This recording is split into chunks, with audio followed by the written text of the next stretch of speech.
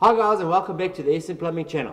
First of all, I'd like to say thank you for all the likes and for all the subscribes. Today we're going to go through a couple of hacks for the DIYer or the apprentice, or just some concepts that people always get confused. So let's jump right into it with our first series on simple DIY hacks and know-how.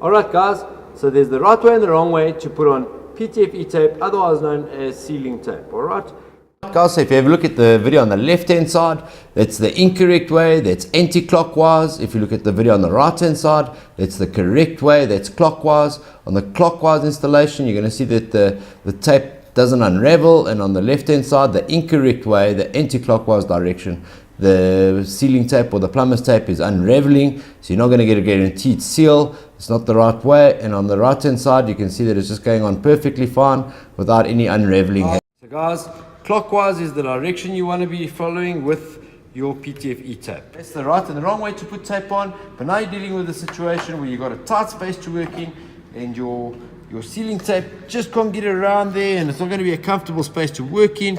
This can happen a lot of times in a ceiling or between joints and couplers. So we simply take a threaded rod. You can even use a pen, a star screwdriver, flat screwdriver, anything that's going to enable you to get into that space. So what we do is we take our sealing tape, we thread it around that item, whether it's your pen, your star screwdriver, your threaded rod like I'm showing you here. I prefer a threaded rod because it bites the tape nicely. You get a good roll onto that, and then simply tear it off.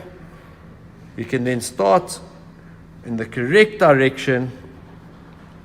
We can start getting our thread onto our thread sealing tape on, and we're done. So that's working in a tight space again, guys. This is just an illustration. It's a hack. Again, like I said, you can use a pen, you can use whatever you've got available to get you into that tight space. Simply wrap your sealing tape or your plumber's tape onto the thinner item and get it around that joint. Alright guys. Okay. Guys, another thing you might want to consider is if you haven't got any sealing tape and you sort of a little bit of hemp or what we call hessian to seal your joints and couplers, a good hack is with a hacksaw. So it's a hacksaw hack.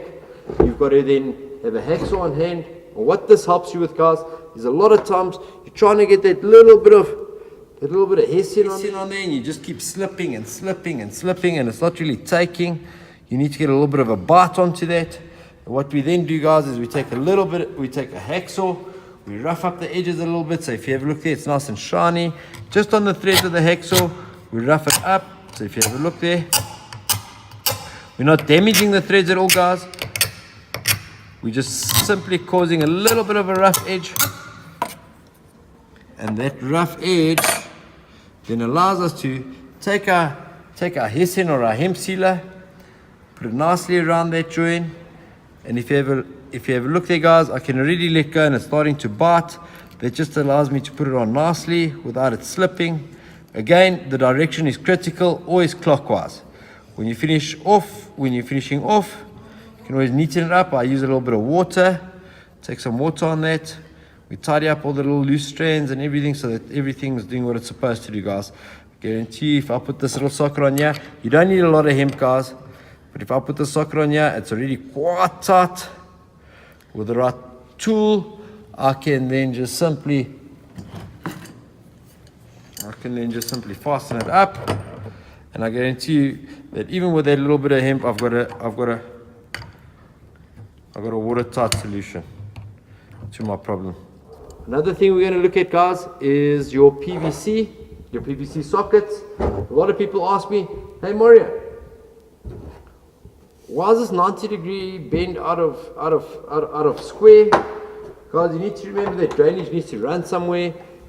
These sockets, we call them 90 degrees. They're not actually 90-degree bends, they're 87.5 degrees. And that's simply to allow water to flow. You know, every drain from your shower, basin, toilet, it can't stand still in a pipe, it needs to flow. So effectively, if that's straight, if that's perpendicular, your water needs to flow. And that's why what we call 90-degree bends or elbows is actually 87.5 degrees. And I'll illustrate that here for you guys. With a set square, this is 90 degrees. You can put it onto that socket, give it a little bit of space on the left side here so that it is true. Okay, if you ever look at that gap, guys, that's the difference in the gradient. So if I square that up to that, you're going to have a good gradient for your waterfall and for your drainage not to clog up, and for the wastewater to go straight to where it needs to go. Alright guys, so what you thought was a 90 degree bend is actually an 87.5 degree bend, and that's an industry standard all over the world. Water needs to flow.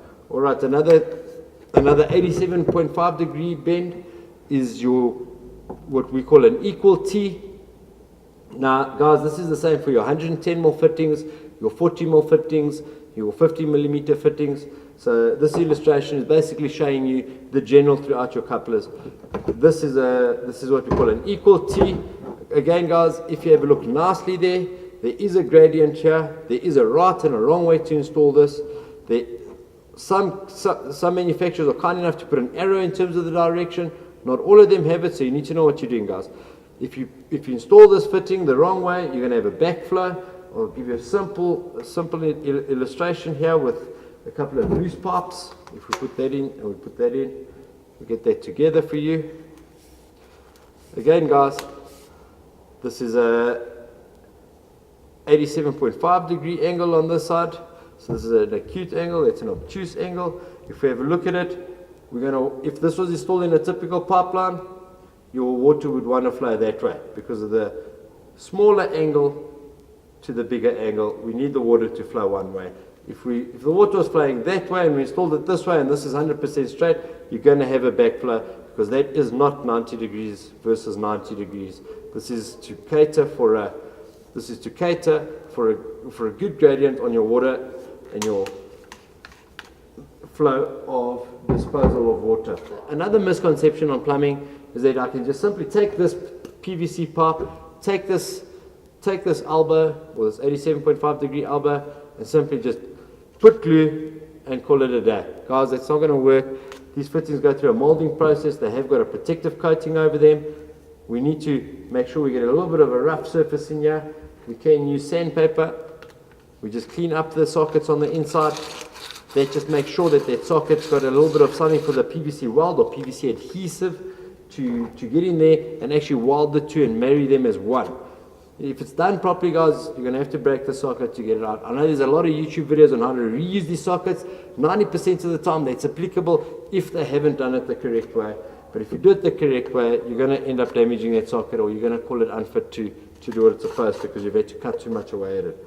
Alright guys, so that's it. If we have a look closely here, you could probably get a better view of how shiny it is inside there. That's what we're talking about, guys. If I just wipe it there, that shine is the coating from the factory. We need to rough it up with a little bit of sandpaper on the inside, both on the PVC pipe and on the coupler, so that we get a good welding joint. Alright, so what we're talking about, guys, is we're going to take a little bit of sandpaper, clean it up nicely. We take all that shine out of there. We make it look a little bit dull. We do the same on our PVC pipe, guys. So we just make sure our pipes are clean, our fittings are clean for installation. Just a quick wipe, a quick sand. We've got it out there. We then got the two. You can then apply what we call PVC weld or PVC glue to both your socket and on the inside and to your PVC pipe or coupler. It's all relative, guys. This is just a demonstration.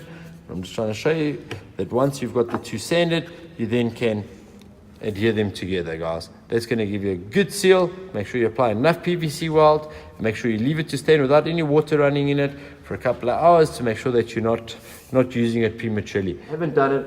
I can simply just take the socket from the client's house, add a kitchen sink. My sink's leaking into my cupboard. I don't know what to do. I'll simply take it out, twist it, and it comes straight out. That's simply because the installation's incorrect. Now, if that's not correct at your sink where you can see the problem, you can only imagine what's going to happen further down the line in the walls. You're going to find leaks in the walls, you're going to find damp, you're going to find all these issues, and that's simply because the installation wasn't done correctly, and it was all about a simple thing of cleaning the sockets and the pipes properly prior to welding or gluing the sockets together. Guys, again, this is just a quick DIY video. This is a runner up to our videos on our hot water cylinders and our bloopers. So please, if you haven't seen that yet, have a look at the comments below. Like us, subscribe to us. We've got a lot of funny videos out there. We've got videos on geysers already. If you guys carry on liking and subscribing, we can carry on helping you guys. Alright guys, so follow the links below to our previous videos, our funny videos, our epic fails, and yes, we're having fun about plumbing. We're trying to show everybody the quick and easies. So like us, subscribe to us, and follow the links below.